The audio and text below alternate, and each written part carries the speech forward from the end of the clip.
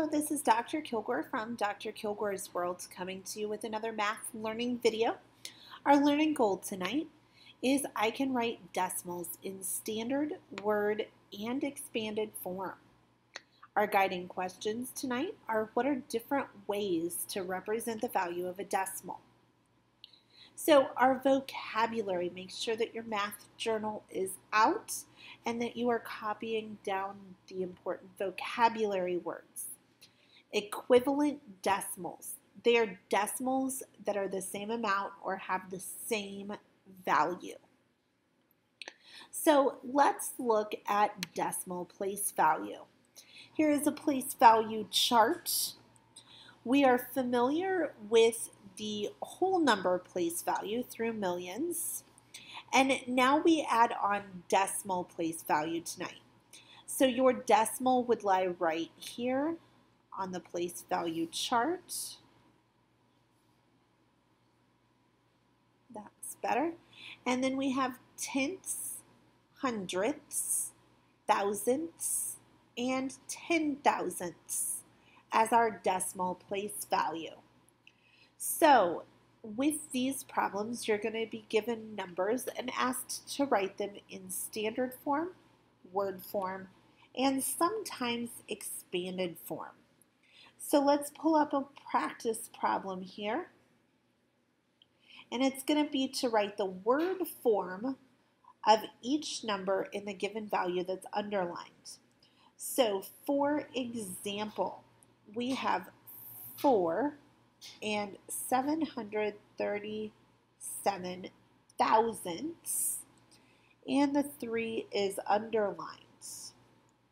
So we would write out the word form for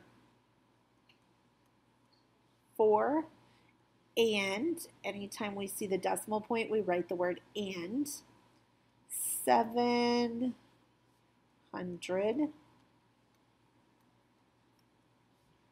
37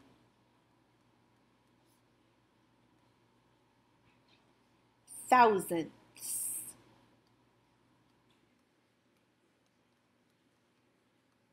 Okay, we then have to give the value of the underlined digit. This 3, its value is 3 hundredths. So for its value, we would write 3 hundredths, or in standard form, that would be 0 and 3 hundredths. Let's look at another one here. Let's go ahead and do 6 and 806 thousandths. So we would write this out, 6 and 806 thousandths.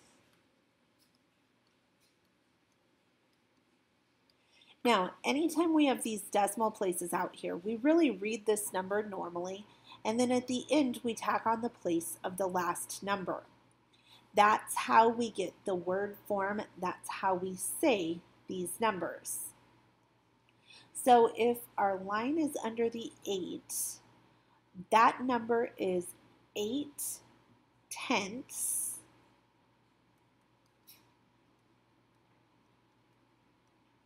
Or 0 and 8 tenths would be its value.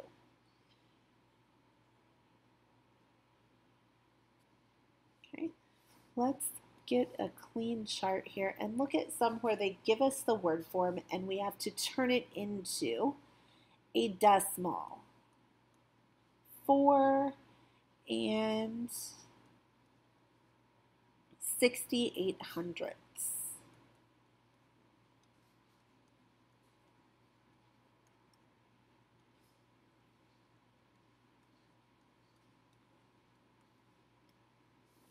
So 4 and is the decimal point, 68 hundredths, tenths, hundredths.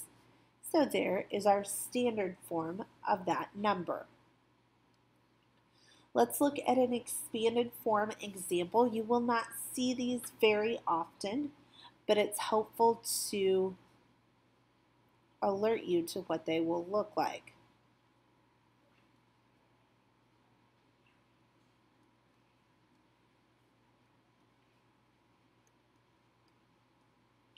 Okay, so we have the whole number 6 plus 6/10, so we have to put the decimal, 3 hundredths, and 7 thousandths. So 6 and 637 thousandths would be this number in standard form. So place value. I really want you to start committing to memory and remembering the decimal place value. So tenths, we've got a decimal, tenths, hundredths, thousandths.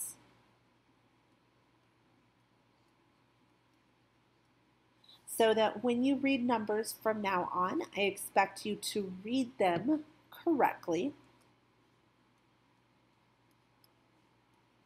So this number would be 5 and 432 thousandths,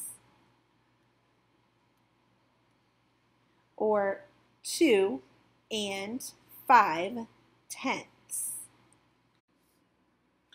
So the last concept I want to talk about before we wrap up this video is equivalent decimals. That was our vocabulary word from tonight, so I want to make sure we all understand what that means. So if we have whole numbers and decimal combination like 1 and 5 tenths, there are decimals that are equivalent to it by just adding a 0 to the end. That 0 holds no value, but it does change how we read the number. So we have 1 and 5 tenths that has the same value as 1 and 50 hundredths, or 1 and 500 thousandths. It sounds like it's a whole lot more, but in actuality, all of these numbers hold the same value. So anytime there is a 0 on the end of a number, you can really just get rid of it. It doesn't hold any value in decimal place value. Whole numbers would be a different story, but in decimals, it just means it's equivalent. So anytime you're asked to give an equivalent decimal, all you need to do is go ahead and use the same starting numbers, the same whole number, the same decimal that you're given, and add a 0 to the end. It makes it equivalent. So this has been a math learning video all about decimal place value. Remember that those decimal places are tenths, hundredths, thousandths, and 10 thousandths. Make sure that you always line them up to compare, and good luck with your work today.